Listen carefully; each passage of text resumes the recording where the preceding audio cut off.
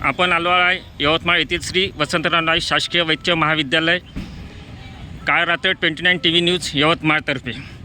इथे पाण्याची समस्यापासून पिण्याच्या पाण्याच्या समस्यापासून विविध समस्याचा आलेला आहे. भाऊ तुम्ही कुठले आहे? मी पुसदचे आहे का? हां. आणि तुमचं पेशंट आहे इथं कोणत्या वार्डात आहे? 36 नंबरमध्ये. तर काय सुविधा आहे इथं? पिण्याच्या पाण्याची सुविधा कोणत्या सुविधा? पाणी योग्य नाही, स्वच्छ नाही पाणी. स्वच्छ नाही आहे. त्याच्यात पाण्याचा तिथं फिल्टर आहे तो बंद आहे. डायरेक्ट पाणी आहे तिथून. त्या पाण्याच्या याच्यामध्ये गाळ आहे पूर्ण. आणि सकाळी टॉयलेटला पाणी सुद्धा नाही राहत तिथे उपलब्ध. अच्छा. मग इथंच पाणी घेऊन लोक आजूबाजूला संडास वगैरे करतात आणि त्याच्यामुळे घाण होते.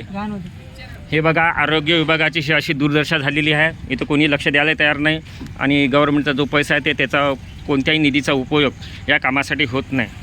तरी जनतेने यावर आवाज उठावा हीच आमची इच्छा आहे. काळ रात्र 29 TV न्यूज यवतमाळ.